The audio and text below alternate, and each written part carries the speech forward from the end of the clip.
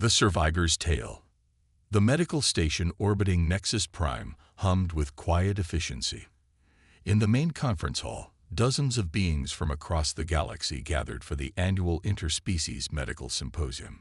Blue-skinned Altarians discussed new surgical techniques with crystalline Zephyrians, while tentacled oceanic delegates compared notes with the fur-covered lupine medics.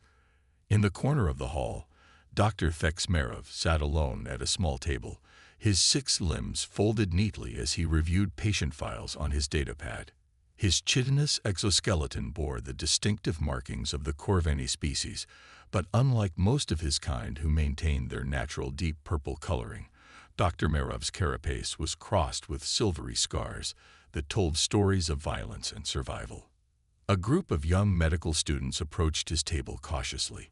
There was a Centaurian with her horse-like lower body, a pair of small gray-skinned grays with their oversized black eyes, and a tall, slender Etherian whose translucent skin glowed softly in the station's artificial light. Dr. Merov. The Centaurian spoke first, her voice respectful but curious. "We're first-year trauma surgery students. We've heard about your work with human patients, and we were wondering." She trailed off, her eyes drawn to the network of scars across his armored shell. The largest scar ran from his left shoulder joint down to where his secondary arms emerged from his torso. It was clearly from some kind of energy weapon, the kind used in military conflicts. Dr. Merov looked up from his datapad, his compound eyes reflecting the soft lighting. He had been expecting this conversation for years, ever since he began working at the medical station. The younger generation of medical professionals had grown up in peacetime, after the treaties were signed and the alliances were formed. They knew about the human-Corvini War only from history texts and sanitized academic papers. "You want to know about the scars," he said, his voice carrying the distinctive clicking undertones of his species. It was not a question. The students nodded eagerly, pulling up chairs around his table. Other conference attendees began to notice the gathering, and conversations in the nearby area grew quieter as beings strained to listen. Dr. Merov set down his datapad and leaned back in his chair. His 4 main arms spread wide while his 2 smaller secondary arms remained folded against his chest. For a long moment, he simply studied the young faces before him. 23 years ago, he began slowly. "I was not Dr. Merov. I was Field Surgeon Thex of the Corvini 3rd Assault Fleet. My job was to repair our warriors so they could return to battle, and to study the anatomy of our enemies so we could kill them more efficiently." The Etherian student's glow dimmed slightly at the casual mention of killing. The Greys exchanged glances, their large eyes reflecting worry. "The war had been going for 8 months when we received orders to take Meridian Colony," Dr. Merov continued.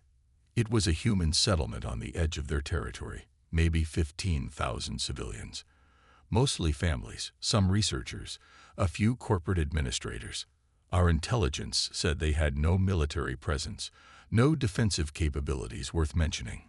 He paused to activate his datapad, pulling up a holographic display of the Meridian system. The small colony world appeared as a blue-green sphere surrounded by tactical markers. The 3rd Fleet was chosen for this mission because it was supposed to be simple. Demonstration of force, demand surrender, process the civilians for relocation.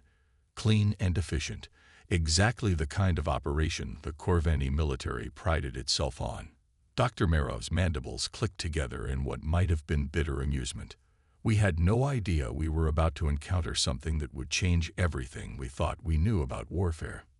The Centaurian leaned forward. "What happened when you arrived?" "At first, exactly what we expected," Dr. Merov replied. "The colony's administrator, a human woman named Director Park, responded to our surrender demand within 6 hours. She agreed to evacuate the civilian population and turn over the colony's infrastructure intact. She even provided detailed manifests of their equipment and supplies." The Gray students looked confused. "That sounds like a reasonable surrender," one of them said. "It was," Dr. Merov agreed. "Almost too reasonable. Our fleet commander, Admiral Zykov, was suspicious. He ordered a full sensor sweep of the colony and surrounding space. We found nothing unusual. No hidden weapons, no secret military installations, no signs of trap or deception. Just a small human colony preparing for evacuation. Dr. Marov stood up and began pacing behind his chair, his 6 limbs moving in the complex patterns typical of agitated Corvani. Other conference attendees had begun gathering around, creating a larger circle of listeners. The evacuation was scheduled to take 72 hours, he continued.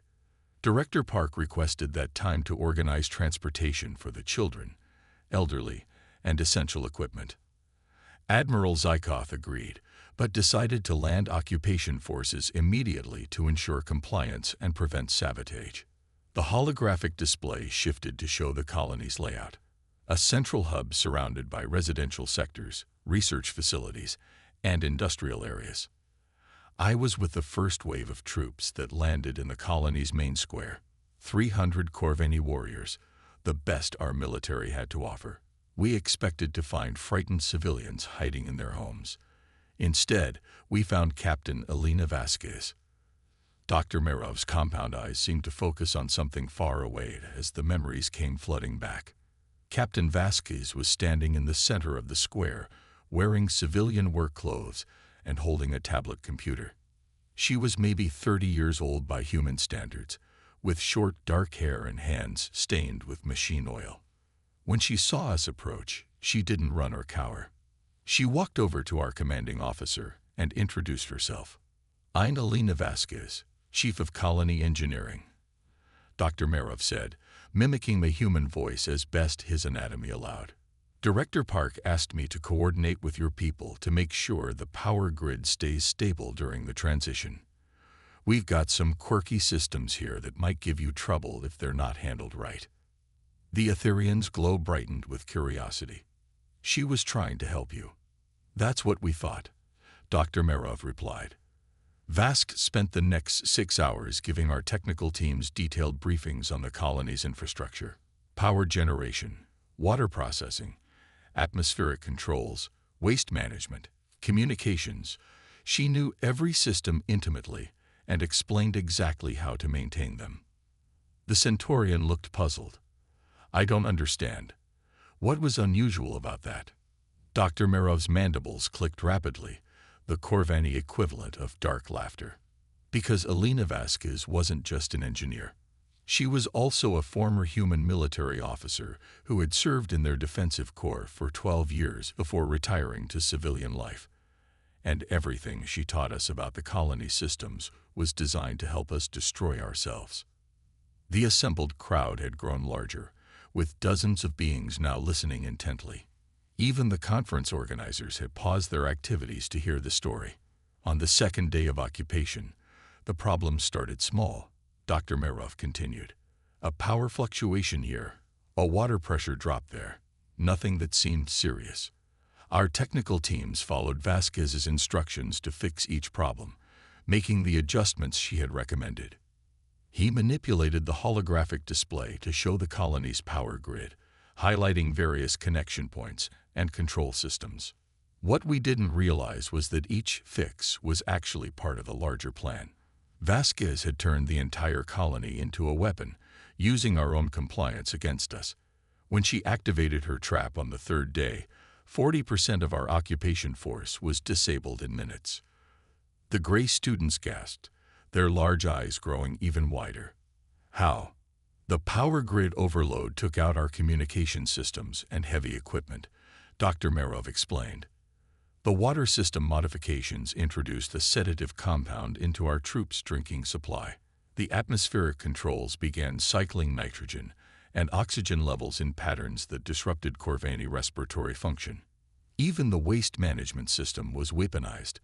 It backed up sewage into our temporary command center." Dr. Marov sat back down, his movements more animated now as he recalled the chaos of that day. But the most ingenious part was what she did with the colony's industrial fabricators. Vasquez had reprogrammed them to manufacture improvised weapons and defensive equipment. When our remaining troops tried to regroup, they found the human civilians armed with electromagnetic pulse devices, sonic disruptors, and personal shield generators, all built from colony equipment in less than 72 hours. The Centaurian shook her head in amazement. She turned farmers and researchers into soldiers. She turned them into something more dangerous than soldiers, Dr. Merov corrected. She turned them into engineers with a cause. Every human in that colony understood exactly how their improvised weapons work, how to repair them, how to modify them, how to build new ones from scrap materials. The conference hall had grown completely quiet now, with nearly every attendee focused on Dr. Merov's story. The battle for Meridian Colony lasted 6 days, he continued. 6 days of urban combat against an enemy that turned every building, every machine, every piece of infrastructure into a tactical advantage. They used the colony's transport tubes to move troops instantly across the settlement. They converted agricultural drones into reconnaissance units and attack platforms. They even weaponized the sewage system to flood our positions with industrial chemicals. Dr. Merov touched the largest scar on his carapace, running one finger along its length. I received this wound on the 4th day, when a human child no more than 16 years old hit our medical station with a homemade explosive device built from mining charges and medical equipment. The irony was not lost on me. I was treating injured Corvani soldiers with the same types of instruments that human civilians were using to build weapons against us. The Etherian student's glow had dimmed to almost nothing. A child attacked a medical facility. Not to kill patients, Dr. Merov clarified quickly. The explosion was precisely calculated to destroy our equipment and supplies without causing fatal injuries. Every human in that colony seemed to understand the difference between disabling an enemy and committing murder. They fought to win, but they fought with honor. He paused, looking around at the assembled crowd of medical professionals. That was my first real lesson about human nature. They don't just fight wars, they solve problems. And the problem they were solving was how to defeat a superior military force without becoming monsters themselves. Dr. Merov manipulated the holographic display again, showing tactical movements and positions throughout the colony. On the 6th day, Admiral Zykov decided to end the siege with orbital bombardment. Rather than continue losing troops to human ingenuity, he would simply sterilize the colony from space. I was in the emergency command bunker when the order came through, treating wounded soldiers and preparing for evacuation. The gray students leaned forward. What stopped him? Captain Elena Vasquez. Dr. Merov replied simply. She walked into our command bunker carrying a white flag and a datapad. No weapons, no armor, no escort. Just a small human woman with oil-stained hands and an impossible proposal. Dr. Merov stood up again, his 6 limbs spreading wide, as he recalled the moment that changed his understanding of warfare forever. I want to make a deal, he quoted, again attempting to mimic human speech. You can bombard the colony and kill everyone here, including your own wounded soldiers in this bunker. Or you can let me show you something that will save thousands of lives on both sides. The conference hall was completely silent now, with hundreds of beings hanging on every word. Admiral Zykov was furious. He demanded to know how a civilian engineer had penetrated our security and reached the command bunker. Vasquez just smiled and activated her datapad. Dr. Merov paused, his compound eyes reflecting the memory of that moment. She had been inside our systems from the very beginning. Every briefing she had given us, every repair she had taught us to make, every system modification she had recommended. It had all been designed to give her complete access to our military networks. She knew our troop positions, our supply levels, our communication protocols, even our evacuation procedures. The Centaurian's ears twitched with nervous energy. She could have destroyed your entire fleet. Worse, Dr. Merov replied. She could have turned our own ships against each other. The modifications she had guided us through weren't just affecting the colony systems. They were creating backdoors into every piece of Corvani technology that interfaced with the colony's networks. Our ships, our weapons, our life support systems. Everything was compromised. Dr. Merov sat back down, his voice growing quieter but more intense. But instead of using that advantage to destroy us, Elena Vasquez offered to save us. She proposed a prisoner exchange, safe passage for all Corvini forces in return for guaranteed evacuation rights for the human civilians. No casualties, no bombardment, no further bloodshed. The assembled medical professionals began murmuring among themselves, discussing the implications of what they were hearing. Admiral Zykov refused, of course, Dr. Merov continued. He accused Vasquez of bluffing, of trying to trick him into abandoning a military victory. So she gave him a demonstration. The holographic display shifted to show the positions of the Corvini fleet in orbit around Meridian. With a few commands on her datapad, Vasquez temporarily disabled the weapon systems on 3 of our escort vessels. Not permanently, not destructively, just long enough to prove her point. Then she reactivated them and returned full control to their crews. Dr. Merov's mandibles clicked slowly, the sound carrying a mixture of admiration and old pain. "I don't want to hurt anyone," she said to Admiral Zykov. "I just want my people to go home safely. Work with me, and everyone wins. Fight me, and everyone loses." The Etherian student's glow had begun to return, flickering with curiosity. Did the Admiral accept her offer? Eventually, Dr. Merov replied, but not before testing her resolve one more time. He ordered me to examine Vasquez medically, to determine if she was enhanced or augmented in some way that explained her abilities. He couldn't believe that a baseline human could outthink the entire Corvini Third Fleet. Dr. Merov touched his secondary arms to his chest, a gesture of respect in Corvini culture. I spent 2 hours conducting the most thorough examination of my career. Genetic scans, neural mapping, cognitive assessment, biological analysis, every test available to military medicine. What I found was a completely ordinary human being.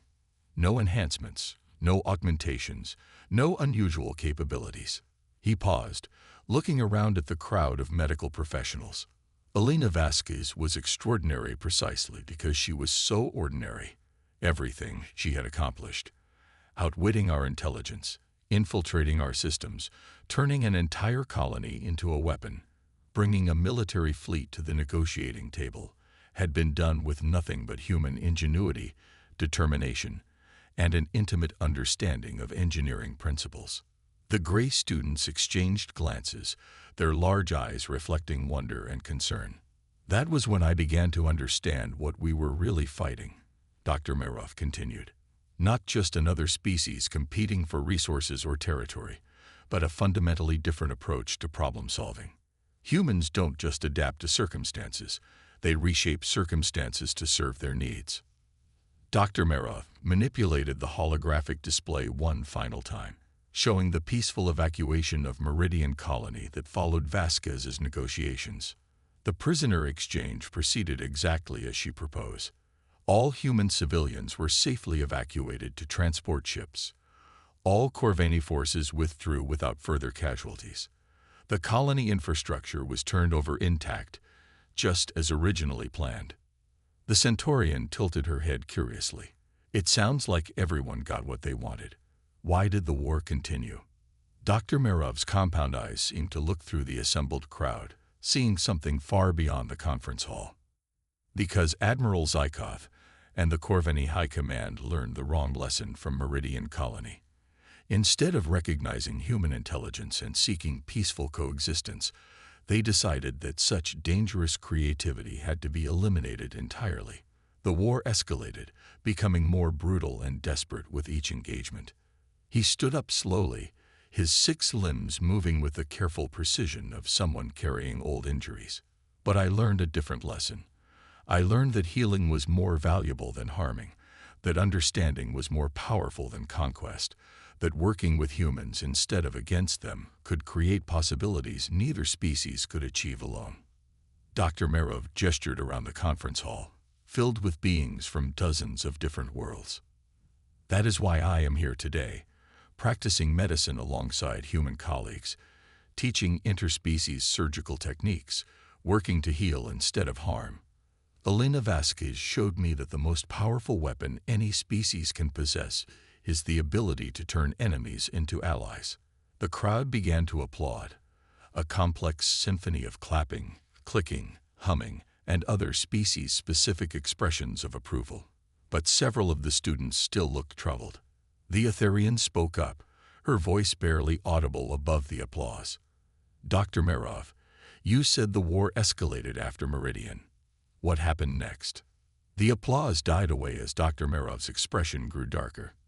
His mandibles clicked slowly, and the scars on his carapace seemed to pulse with old pain.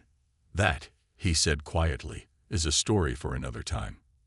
The night is growing late, and some memories are too heavy to carry all at once." But the students persisted, and other conference attendees began settling back into their seats, clearly hoping for more of the story. Dr. Merov looked around at the expectant faces, beings from across the galaxy united in their desire to understand the events that had shaped their current peaceful coexistence. After a long moment, he sat back down. "Very well," he said, "but understand that what comes next is not a tale of human cleverness or engineering brilliance. It is a story about the price of war, and the moment when I learned that humans value something even more than victory. The price of understanding." The conference hall remained quiet as Dr. Merov settled back into his chair. The late hour had thinned the crowd somewhat, but nearly 100 beings from across the galaxy remained to hear the continuation of his story. The lighting had been dimmed to accommodate the various species' circadian rhythms, creating an intimate atmosphere despite the large space. Dr. Merov's compound eyes reflected the soft illumination as he gathered his thoughts. His 6 limbs moved restlessly, betraying the emotional weight of the memories he was about to share. 3 months after the Meridian Colony incident, he began. The war entered what human historians now call the desperate phase. Both sides had suffered heavy casualties, and the Corvini High Command had become convinced that humanity posed an existential threat to galactic order. He activated his datapad, projecting the new holographic display showing the strategic situation in the contested border regions. The humans had established a series of defensive positions throughout the Outer Rim territories: space stations, asteroid bases, orbital platforms, a network of fortifications designed to slow our advance and protect civilian evacuation routes. The largest and most strategically important of these was Station Omega-7. The hologram shifted to show a massive space station, bristling with defensive weapons and surrounded by a complex array of docking bays and industrial modules. Omega-7 was built inside a hollowed-out asteroid in the Kepler system. Dr. Merov continued. It served as a command center, supply depot, and refugee processing facility for the entire human defensive network. Intelligence estimated that over 50,000 people were aboard at any given time: military personnel, civilian contractors, and refugees from the worlds we had already occupied. The Centaurian student leaned forward. "It must have been heavily defended." "Indeed," Dr. Merov replied. "But more importantly, it was commanded by someone who understood both military necessity and human nature. Commander Sarah Chen had been fighting our forces for over a year, and she had learned to think like Elena Vasquez, turning every disadvantage into an opportunity." Dr. Merov manipulated the holographic display to show the station's internal layout, highlighting key systems and defensive positions. The assault on Omega-7 was planned as the decisive battle of the war. Admiral Zinov assembled the largest fleet in Corvini history, over 200 ships carrying 500,000 troops. The strategy was simple: surround the station, cut off all escape routes, and demand surrender. If the humans refused, we would demonstrate the futility of resistance by destroying the most important human installation in the sector. The gray students exchanged worried glances, their large eyes reflecting the light of the holographic display. "I was assigned to the flagship as Chief Medical Officer," Dr. Merov continued. "My job was to coordinate medical support for the assault forces and to prepare for massive casualties on both sides. Based on our experience at Meridian and other engagements, we expected the humans to fight with their usual creative desperation." Dr. Merov paused, his mandibles clicking slowly as he recalled the events. When our fleet arrived in the Kepler system, we found Station Omega-7 exactly where our intelligence had predicted. But something was wrong. The station's defensive systems were powered down. There were no patrol ships, no warning beacons, no signs of preparation for battle. The Etherians' glow brightened with curiosity. They weren't ready for your attack. That's what we thought, Dr. Merov replied. Admiral Zenoth was suspicious. He had learned to be careful around human tactical thinking. He ordered a full reconnaissance scan before beginning the assault. What we found was even more puzzling. The holographic display zoomed in on the station, showing detailed sensor readings and energy signatures. Station Omega-7 was operating at minimum power levels. Life support was functioning, but barely. Internal transport systems were shut down. Most of the docking bays were sealed. It looked like a facility in emergency conservation mode, the kind of condition you might find after a catastrophic system failure.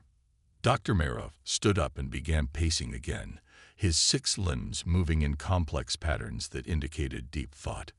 Admiral Zenoth opened communications with the station, expecting to find a defeated enemy ready to surrender. Instead, he found Commander Sarah Chen very much in control and completely calm. Dr. Merov attempted to mimic human speech patterns again, his voice taking on what he remembered of Chen's measured tones. "This is Commander Chen of Station Omega-7. I assume you're here to demand our surrender. I'm prepared to discuss terms, but first I need to explain our current situation." The assembled medical professionals listened intently as Dr. Merov continued his recollection. Chen informed us that the station had suffered a critical reactor malfunction 6 days earlier. The primary power plant was operating at only 30% capacity, and emergency repairs were ongoing. More critically, the station's life support systems were failing gradually. They had maybe 72 hours before atmospheric recycling would collapse entirely. The Centaurian's ears twitched with concern. With 50,000 people aboard. "Exactly," Dr. Merov replied. Chen explained that they were already evacuating non-essential personnel, but the damaged docking systems could only handle a few ships at a time. At their current rate, they could evacuate maybe 20,000 people before life support failed completely. Dr. Merov sat back down, his expression growing more serious. Admiral Zenoth saw this as the perfect opportunity. The humans were trapped, helpless, facing certain death if they didn't surrender immediately. He could achieve total victory without firing a shot. So he made Chen an offer. The holographic display shifted to show the positions of Corvini ships surrounding the station. "Surrender the station immediately," Dr. Merov quoted, mimicking the Admiral's authoritative tone. "All military personnel will be taken prisoner according to galactic conventions. Civilian refugees will be processed and relocated to appropriate facilities. You have 6 hours to comply, or we will assume you have chosen death over reason." The gray students looked uncomfortable, their large eyes darting between each other and Dr. Merov. Commander Chen's response was not what any of us expected, Dr. Merov continued. She thanked Admiral Zenoth for his generous offer, then politely declined. The Etherian's glow flickered with confusion. She chose death. She chose something more complicated than death, Dr. Merov replied. Chen explained that while she appreciated the Admiral's concern for civilian lives, she could not in good conscience surrender the station while evacuation was still possible. Dr. Merov activated a new section of the holographic display, showing the station's internal structure in greater detail. What Chen didn't tell us immediately was that the reactor malfunction was not an accident. She had deliberately damaged her own power plant to create exactly the situation we found. A seemingly helpless station that was actually an elaborate trap. The conference hall grew completely quiet as the implications became clear. The reduced power levels weren't a sign of system failure, Dr. Merov explained. They were the result of Chen redirecting massive amounts of energy to charge a weapon that shouldn't have been possible to build inside an asteroid-based station. Dr. Merov manipulated the holographic controls, revealing hidden systems throughout the station's structure. For 6 months, Chen's engineers had been working in secret, turning the entire asteroid into a massive kinetic projectile. They had installed hidden thrust systems throughout the rock, powered by the station's industrial reactors. If activated, these systems could accelerate the entire asteroid to significant velocity. The Centaurian gasped. "She was going to ram your fleet." "More than that," Dr. Marov replied grimly. "The trajectory calculations showed that an asteroid that size, moving at sufficient speed, would continue beyond our fleet position and impact the inhabited world of Corvani Prime. The explosion would be equivalent to several thousand nuclear weapons." The assembled medical professionals began murmuring among themselves, the implications of mutually assured destruction clearly understood across species lines. Admiral Zinnoth was furious when our analysts explained the situation. Dr. Marov continued. He accused Chen of bluffing, of trying to use fear tactics to avoid inevitable defeat. So he decided to call her bluff by moving the fleet closer to the station, effectively daring her to activate her weapon. Dr. Marov's mandibles clicked rapidly, indicating agitation or distress. Chen's response was to begin a controlled countdown. Every hour, she transmitted an update on the evacuation progress and the time remaining before the weapon would be activated. Not as a threat, but as information. She wanted everyone to understand exactly what was happening and why. The Etherian student leaned forward. What was her reasoning? "That was what made it so terrifying," Dr. Marov replied. Chen wasn't driven by hatred or revenge or military necessity. She was driven by mathematics. Dr. Marov stood up again, his movements more agitated now as he recalled the growing tension of those hours. Commander Chen had calculated that the destruction of Station Omega-7 and the Corvini fleet would save more lives in the long term than surrendering would cost. She believed that demonstrating humanity's willingness to pay any price for freedom would convince the Corvini High Command to seek peace instead of continuing a war of extermination. The holographic display showed projections and casualty estimates, complex calculations that reduced thousands of lives to statistical probabilities. But the most disturbing part of her reasoning was personal. Dr. Marov continued. "I have 2 children back on Earth," he quoted, again attempting to mimic Chen's calm voice. "If surrendering this station means the war continues, then my children will grow up as refugees or slaves or casualties. I would rather die knowing they have a chance at freedom than live knowing I condemn them to servitude." The gray students looked horrified, their large eyes reflecting the moral complexity of Chen's decision. Admiral Zinnoth finally understood that he was not dealing with a military bluff or a tactical gambit. Dr. Marov said. He was facing someone who had made a rational decision to sacrifice herself and everyone around her for the slim possibility of ending the war. Dr. Marov sat back down, his 6 limbs folding inward as he continued the story.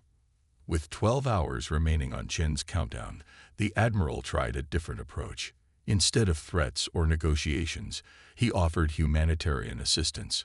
Our medical ships could help with the evacuation, speeding up the process and saving more civilian lives. The Centaurian tilted her head. Did Commander Chen accept? She accepted immediately, Dr. Marov replied, but with conditions that revealed the true scope of her plan. Chen wanted Corvani medical personnel to come aboard the station to assist with triage and evacuation procedures. She wanted our doctors to see exactly who they would be killing if the countdown reached 0. Dr. Marov touched his chest with his secondary arms, the gesture carrying deep emotional weight. I was among the medical volunteers who transported to Station Omega-7. What we found there changed everything I thought I knew about warfare and sacrifice. The conference hall had grown completely silent again, with every being focused intently on Dr. Marov's words. The station was not filled with soldiers preparing for battle or civilians cowering in terror, he continued. Instead, we found the most organized and compassionate disaster response operation I had ever witnessed. Dr. Marov activated new sections of the holographic display, showing the station's refugee processing areas and medical facilities. 30,000 civilians were being evacuated in an operation that prioritized children, elderly, and injured first. But 15,000 people, both military personnel and civilian volunteers, had chosen to stay behind to ensure the evacuation succeeded. The Etherians' glow dimmed with sadness. They volunteered to die. They volunteered to serve, Dr. Merov corrected gently. Every person who stayed behind had a specific job that contributed to saving others. Medical staff to treat the injured, engineers to maintain life support, security personnel to prevent panic, administrators to coordinate the complex logistics of moving thousands of people through damaged systems. Dr. Merov's voice grew softer as he continued. But the most remarkable thing was the atmosphere aboard the station. Despite facing certain death in less than 12 hours, the people we met were not filled with despair or anger. They were focused, determined, and genuinely concerned about our welfare as their enemies. The gray students leaned forward, clearly struggling to understand such behavior. I was assigned to work in the main medical bay, treating evacuees who had been injured during the reactor accident. Dr. Merov explained.